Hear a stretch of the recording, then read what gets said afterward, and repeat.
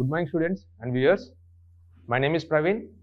In this session, we are going to discuss about IndusInd Bank crisis and the current banking regulatory system that oversees these banks. So the topic is IndusInd Bank crisis.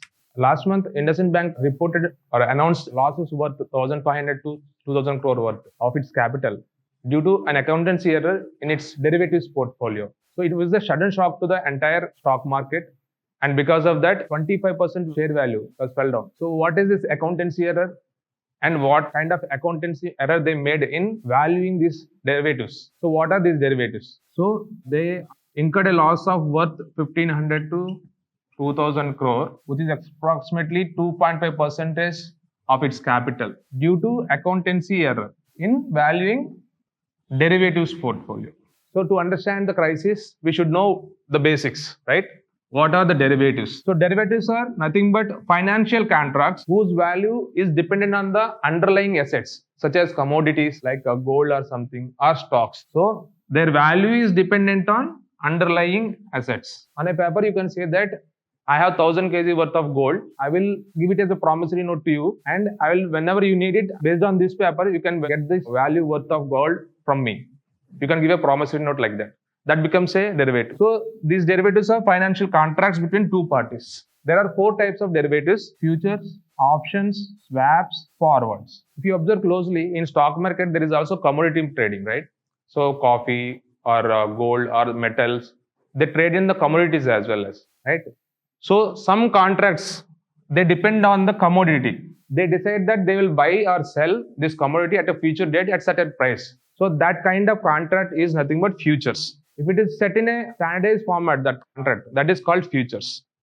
If they are in a verbal, private, like a one-to-one basis, their own needs, then it is called forwards. Then there is another type of derivative called options. It is simply, it gives the holder to right to buy or sell, but no obligation. That means మీరు కావాలంటే కొనొచ్చు లేదా అమ్మవచ్చు, but మీరు ఖచ్చితంగా కొనాలి లేదా అమ్మాలి అనేది మాత్రం ఎక్కడ రాసి ఉండదు. ఆబ్లిగేషన్ ఏమి ఉండదు, but you will have the right, అంటే ఆ చాయిస్ మీకు ఇస్తుంది. అలాంటిదని ఆప్షన్స్ అంటాం. So swaps, nowadays you might have heard a lot of times that currency swaps between different governments. RBI is in agreement with Sri Lanka for currency swap, right? So swaps are like exchanging the currencies or interest rates to negate these exchange rates and all. So it's also a financial contract, and that also part of a derivative, right? These are the simple explanations for what are derivatives. How this crisis was unfolded, how crisis this happened, let us discuss on that. So IndusInd Bank, it is a bank. It generally takes deposits and gives loans. It ends on the proceedings, right? So sometimes what happens, these banks takes borrowings from in other country currencies as well. Let us take an example of NRIs, right? NRI accounts. Someone who is working in America, they want to open an NRI account and they want to save their money in that account. So some worth $100 worth money they deposited in account of IndusInd, but they have to be kept in Indian rupees because it's in an Indian bank. So let us say if the exchange rate is 80 rupees, it will be amounting to 8,000 rupees. So when accounting the value of it, the bank may register the value as 8,000 rupees, but that is on today, 2025, and it has a maturity. Let us say it's a fixed deposit, and let us say in 3 years, if he wants to withdraw this amount, at that time he wants his $100 back. Let us say there is no interest at all. He just wants to save the money, and he wants his $100 back. At that time, he needs to give as per the exchange rate. Here it is 80 rupees per dollar, but here it may be 100 rupees per dollar, right? Exchange rate may go up, right? That is the risk with it here. So he has to give not 8,000 rupees, but he has to give 10,000 rupees here. So by 2028, either they have to make this amount to give it back to Mr. A, who is working in America, or they have to hedge this risk. They have to manage this risk of giving extra money. So in derivatives, when there is a risk involved, because everything is related to buying or selling these contracts at a certain date in the future. So these risk managements are called hedging. So another important term that we need to learn is hedging. Hedging is nothing but a risk management. Like insurance, we pool and we manage risk, right? Similarly, hedging. Here what happens, these banks, what they do, they go to a central bank, like a European bank or Central Bank of India or something. They go to Federal Bank of America also. They make an agreement with them stating that at certain date, today they are having 80 rupees per dollar. So they will go for an expected 85 rupees per dollar exchange rate. They will say that at certain date, I will be needing this many dollars at this exchange rate. They will fix this contract. So this is how they do the hedging. So it may not go up to 100. If it goes up to 85, they will not be having any loss. So that is how they want to manage this risk. But what happens? Always, sometimes what happens? They hedge this for a certain period, for longer period or shorter period. This investor, they may want this in a shorter period. If the periods mismatch, the exchange rate risk that he has taken, some of the losses he make. So he may not be able to adjust this against the loss he is going to make. So there are certain losses that incur also due to hedging. So that is always a risk. So because of this also, the IndusInd Bank may be losing money. But there is another error that happened at IndusInd Bank crisis. So IndusInd Bank, what they did is they created another internal department to hedge these dollars with another central bank. So they have an internal department like Assets and Liability Management Desk, which takes the dollars and converts them into rupees. It values every asset in terms of rupees internally. But whenever it is hedging these funds with another bank or other financial organization, that is done by trading desk. So this ALM transfers the dollars to trading desk and asks trading desk to manage the funds so that it will not incur loss to the bank. So what is happening at IndusInd Bank? This trading desk is valuing these prices at market value, including hedging costs. But whereas ALM is not recording at the market value based on this. It is only valuing the assets based on Indian currency. So because of these differences, they incurred losses. They were able to point out these losses, but they were reporting them as a losses to be received as a capital from the owner.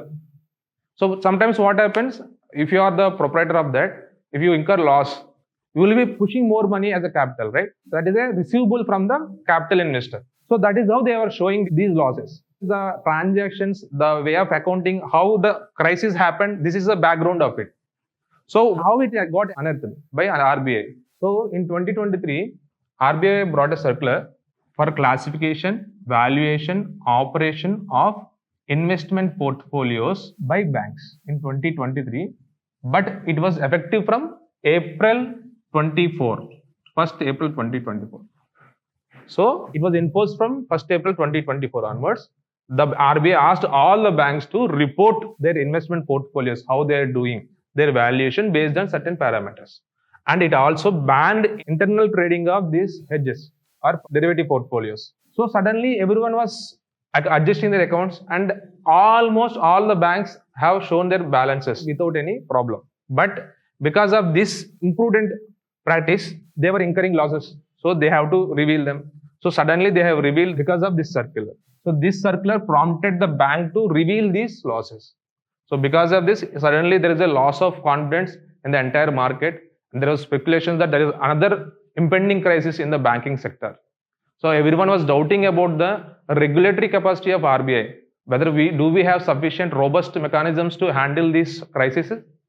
That was the question, larger question in the market or in the eyes of investors. Once the confidence is eroded, if you see 25% of its share value was fell down because of this loss of confidence. So immediately RBI stated that no need for speculations. RBI stated that the financial metrics of IndusInd Bank crisis are strong.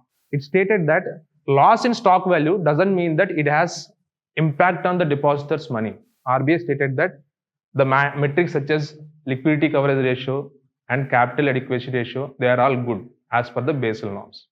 So in the part 2, we will understand what are the current regulatory mechanisms, banking supervision mechanisms in India we have to avoid this type of crisis. And RBI also states that every crisis not wasted. We are learning from it and we are creating robust mechanisms not to repeat these mistakes. Earlier we had PIN balance sheet problem, then PNB bank crisis, then NPA crisis, but we handled them well. RBI says that no crisis gone waste. So let us study these regulatory mechanisms now. Now we understood why this crisis occurred, what was the reason behind it of this accountancy error, right? So now let us understand what is the regulatory mechanism in India for banking supervision. So RBI under Banking Regulations Act 1949 regulates the banks in India. So RBI, through its policies, regulates through different parameters, monitors this performance of banks and regulates their functions. So there is a department called Department of Banking Supervision under RBI, which was formed based on the Gilani Committee in 1995 to supervise the functions or the working of the banks. Also, along with the Department of Banking Supervision (DBS), RBI also has concurrent audit system, which means on real-time basis, RBI reviews the nature of transactions of the banks so that they will not do any violations of the law. They will not under-report or over-report the profits. So it does concurrent audit as well as, and also supervises its way of working. And also it has metrics called CAMELs, like capital adequacy ratio, assets management, earnings, and liquidity ratios. So this is defined by RBI itself. It is from, I have taken it from the RBI site itself. So these are the parameters, financial metrics observed by the RBI for these banks. And also in India, we have Basel norms. RBI asks all the banks to follow Basel III norms. These are like financial supervising mechanism formed after 2008 crisis. We all know that that was a big crisis in the financial banking sector. So after that, this Basel Committee on Banking Supervision created these norms. And present, that is a third version of norms that are applicable in India. There are Basel IV norms as well, but now, as of now, in India, we are following Basel III norms. As per this, there are four metrics. One is capital adequacy ratio and leverage ratio, liquidity coverage ratio, and counter-cycle buffer ratio. Counter-cycle buffer. These are very basics for everyone to understand. This is a homework for you. You understand this. You have to read by yourself. So immediately after the crisis, RBI stated that the financial metrics of the banks are good. Like what? RBI stated that the liquidity coverage ratio, which means that the assets it has to meet the next 30 days obligations are well over 100%. Generally, RBI mandates that every bank should maintain at least 100% of liquidity coverage ratio. But for IndusInd Bank, it stood at 119%. And another important metric is capital adequacy ratio. Capital adequacy ratio.